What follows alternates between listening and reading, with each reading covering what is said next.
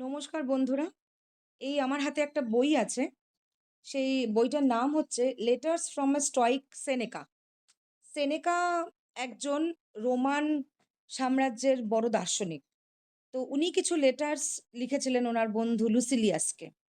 তো সেনেকার পুরো নামটা হচ্ছে আ লুসিয়াস অ্যানিয়াস সেনেকা এবং উনি একজন স্টয়িক ফিলোজফার। রোমান সাম্রাজ্যের একজন বড় দার্শনিক সেটা বললাম। সঙ্গে উনি নাট্যকারও ছিলেন এবং রোমের যে সম্রাট নিরো তার শিক্ষক এবং উপদেষ্টাও ছিলেন। তো ইনি একজন এত বড় মাপের দার্শনিক এবং খুব পুরনো দার্শনিক। ওনার যে কথাগুলো ওনার একটা চিঠিতে উনি লিখছেন লুসিলিয়াসকে, ভিড়ের ওপর আমার মানসিকতা কেমন থাকবে সেটা নিয়ে একটা চিঠি আছে। অন ক্রাউড মানে ভিড়, এই যে জনগণ, এই যে ভিড়, এর উপরে তিনি খুব সুন্দর কথাগুলো মনে হলো যে যদি শেয়ার করি, কারোর যদি একটু ভালো লাগে, ভালো নাই লাগতে পারে। তবুও এত বড় ব্যক্তিত্ব তো তাদের কথা হয়তো কারোর না কারোর ভালো লাগতেও পারে। এত সুন্দর একটা কথা বলেছে যে ভিড়, সাধারণত কি হয় আমরা না ভিড়েরই অংশ হতে চাই। মানে দেখবেন মানুষ একা খুব কম থাকে। একা থাকে শুধুমাত্র intellectual ব্যক্তিরা একা থাকে। যারা খুব গভীর চিন্তাভাবনা করে, যারা আধ্যাত্মিকতায় থাকে, দেখবেন তারা একা থাকতে ভালোবাসে। এবং একা থাকা মানে এই না যে তুমি একাকিত্বটার জন্যই কেবলমাত্র একা থাকছো। একা থাকা মানে সেখানে কিছু সাধনা করা, সেখানে কিছু বিষয় নিয়ে চিন্তায় মগ্ন থাকা এবং নৈতিকভাবে জীবনযাপন করা। এইটা খুব ইম্পোর্টেন্ট, হ্যাঁ? তো এইখানে উনি বলেছেন যে আম আপনারা দেখবেন আমরা সবসময় ভিড়ের অংশ হতে ভালোবাসি। সবাই যা করছে সেটা আমি করব। সবার মধ্যে আমি থাকবো, নয়তো আমি একা হয়ে যাব। সবার সঙ্গে না থাকলে আমার বিপদ আসতে পারে। এইখানটা কি সুন্দর করে ব্যাখ্যা করে বলেছেন এই সেনেকা তার চিঠিতে লিখেছে যে, "দেখো ভিড় তোমাকে নৈতিকভাবে দুর্বল করে দেবে।" মানে নৈতিকভাবে দুর্বল করে দেবে মানে উম মানে যত সংখ্যায় লোক বেশি থাকে সেখানে নৈতিকতার অভাব বেশি থাকে। নৈতিকতা দিয়ে লোকে সেখানে ডিসিশন নিতে পারে না। সেখানে মানে ভিড়ের মধ্যে আপনি দেখবেন যে সেখানে নৈতিক মানুষ খুব কম থাকে। সবাই কিছু মুনাফার জন্য, কিছু লাভের জন্য ওই ভিড়ের অংশ হতে চায়। তো উনি ১ম এ বলেছেন যে যদি তুমি ভিড়ের মধ্যে থাকো তাহলে তুমি নৈতিকভাবে দুর্বল হয়ে যেতে পারো। তুমি যদি তোমার আত্মাকে স্ট্রং রাখতে চাও, আত্মাকে যদি কলুষিত না করতে চাও, তাহলে তুমি ভিড়ের মধ্যে থেকো না। ভিড় মানুষকে নৈতিকভাবে দুর্বল করে দেবে। তুমি নৈতিকতা দিয়ে জীবন চালাতে হবে না। আর নৈতিকতাই যে একমাত্র পথ যেটা দিয়ে মানুষের জীবন চালানো উচিত, এটা তো সেনেকা বারবারই বিভিন্ন চিঠিতে বলে গেছে। তারপরে আরেকটা কথা উনি বলেছেন যে, এই ভিড়ের মধ্যেই যখন তুমি থাকছো, তুমি তোমার ব্যক্তিত্বটা হারিয়ে ফেলছো। মানে অন্যেরা যা করছে তো আমরাও তাই করছি। অন্যের মতের সাথে আমারও মত মিলে যাচ্ছে। আমার নিজস্ব আলাদা মতামত, আমার কোনো ফার্ম ডিসিশন এর দেখা পাওয়া যায় না। আমি লোকের সাথে লোকের পেছনে লুকিয়ে থাকি। তো সেখানে আমার ব্যক্তিত্ব হারিয়ে যায়। নিজের ব্যক্তিত্বের প্রকাশ করতে গেলে ভিড়, এই জনসমাগম, অনেক লোকজনের মধ্যে থাকা, সেগুলো দূরে সরে আসতে হবে। এবার তার মানে কি একা সবসময় থাকার কথা বলা হয়? না। উনি বলেছেন যে, "মানুষ এমনভাবে নির্বাচন করো যার সাথে তুমি থাকবে তারা যেন তোমাকে উন্নত করে। মানে তোমাকে তোমার চরিত্রকে আরো উন্নত করে। এই না যে তোমাকে আরো নিচে নামিয়ে আসছে। তারপর আরেকটা খুব সুন্দর পয়েন্ট উনি লিখেছেন যে, "দেখো, খারাপ জিনিসটা শেখা খুব সহজ।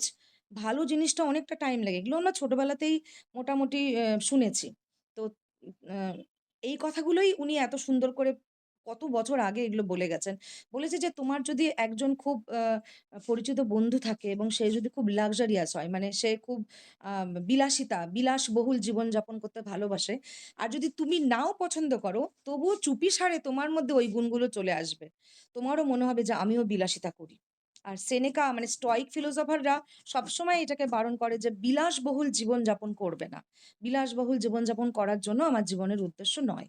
আচ্ছা, আরেকটা খুব সুন্দর কথা বলেছে যে তোমার প্রতিবেশী যদি খুব ধনী হয় না, তাহলে তোমার মধ্যেও সে লোভ জাগিয়ে দিয়ে যায়।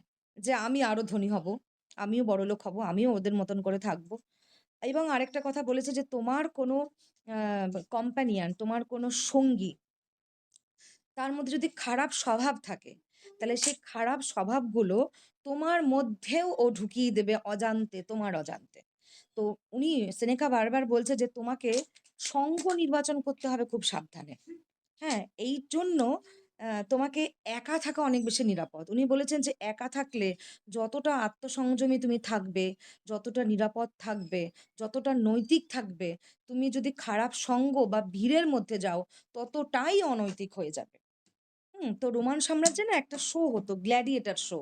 ওইখানে যারা যুদ্ধবন্দী, যারা দাস, তাদেরকে কি করতো, একটা বড় জায়গাতে প্রথমে পশুদের সাথে পশুর সামনে ছেড়ে দেওয়া হতো। পশুর সামনে লড়াই করতে দেওয়া হতো।